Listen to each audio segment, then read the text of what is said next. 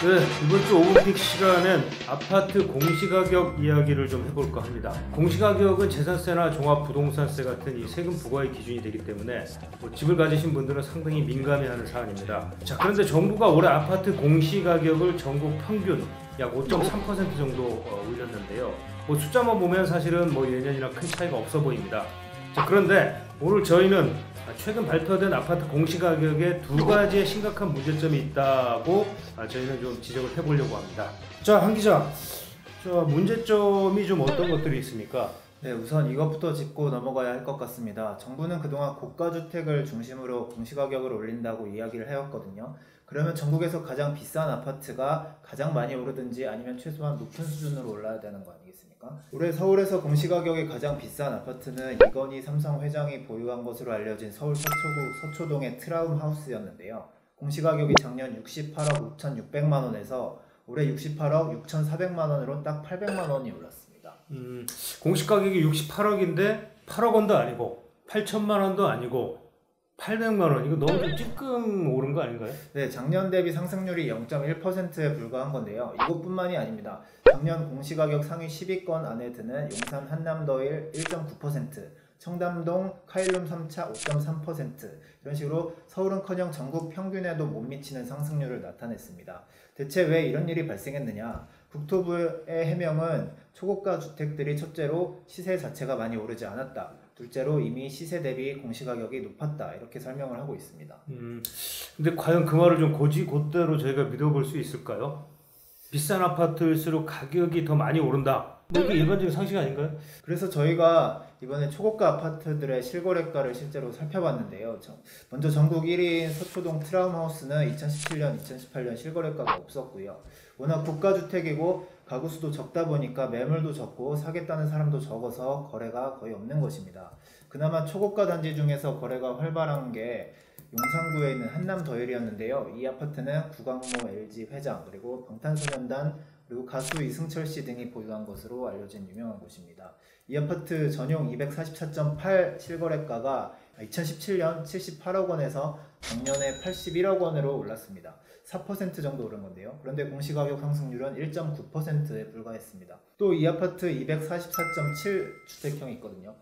2017년에 74억, 76억 이렇게 두 건 실거래가 됐는데 올해 1월 84억 원에 실거래된 걸로 확인됐습니다. 그러니까 실거래가는 10% 안팎 오른 거죠. 그런데도 이 아파트 올해 공시가격은 고작 1억 원, 1% 정도 상승하는데 그쳤습니다. 이거는 좀 어떻게 보면 좀 눈 가리고 아웅하는 그런 느낌이 좀 드는데, 이거 혹시 다른 좀 사례는 더 없을까요? 네, 이 아파트뿐만이 아니고요. 국내 최고가 아파트 중 하나였던 서울 삼성동의 아이파크를 한번 보겠습니다.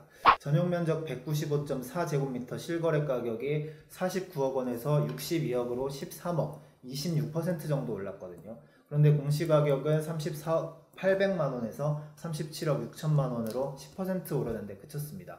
고가 아파트일수록 공시가격을 높이겠다는 예고와는 달리 서울 평균에도 못 미친 것이죠. 그러면 이런 고가 아파트들은 안 올리고 도대체 어떤 아파트를 좀 올린 거죠, 그러면? 네, 정부 발표를 보면 시세 12억 초과 고가주택에서 현실화율을 높였다, 이렇게 얘기를 하는데요. 그런데 실제 가격대별 상승률을 보면 꼭 그렇지도 않습니다. 앞서 확인한 대로 초고가 주택은 시세 파악이 어렵다는 이유로 공시가격이 거의 오르지 않았고요. 또 지금 표에서 보시다시피 시세 12억 원이 아니라 실제로는 6억 원부터 공시가격 상승률이 15%로 급격히 높아지는 것을 확인할 수 있습니다. 현재 서울 아파트의 중간 가격이 7억 8천만 원이라고 하는데 이보다 1억 원이나 낮은 아파트도 공시가격이 15% 정도 급등하는 것입니다. 고가 아파트만 올린다는 정부 설명이 앞뒤가 안 맞는 셈인데요. 결국 여름 유마용인 립서비스 아니나 이런 생각이고요. 실제로는 서울 아파트의 절반 이상은 공시가격이 크게 올라서 재산세 부담이 급증합니다. 공시가격 인상으로 인해서 시가 7억에서 8억 원 정도 하는 서울 시내 아파트의 보유세 부담액이 약 120만 원 정도, 작년보다 30만 원 정도 증가할 것으로 예상됩니다. 자, 물론 시세가 올랐으니까 공시가격을 올린다, 이게 문제가 될 거 없을 수도 있을 것 같은데 좀 어떻게 봐야 될까요, 좀? 네, 그것도 맞는 말입니다. 그러나 이미 작년 말부터 집값이 내리기 시작했고 당분간 가격이 오르기 힘든 상황 아닙니까? 그런데 작년 말까지 오른 가격을 한꺼번에 반영한다는 것이 맞느냐, 이런 비판이 나오는 거죠. 또 서울에서 중간 정도 가격의 아파트가 50억 넘는 초고가 아파트보다 상승률이 높다는 점에서 형평성 문제가 나올 것으로 보입니다. 네, 가격이 올랐으니까 공시가격도 올라야 된다. 뭐 당연한 일이라고 보여집니다. 자, 하지만 얼마나 공평하게 과세를 하느냐, 또 합리적이고 예측 가능한 범위 내에서 세금을 물리느냐, 이 참 중요한 일입니다. 또 과거 어느 나라의 역사를 좀 보더라도 이 세금을 올려서 집값을 잡은 사례는 없습니다. 자, 정부가 좀 이런 점을 좀 잘 감안해서 부당한 증세 논란이 좀 확산되지 않도록 좀 더 신경을 써야 될 것 같습니다. 자, 오늘 시간 여기까지 하겠습니다.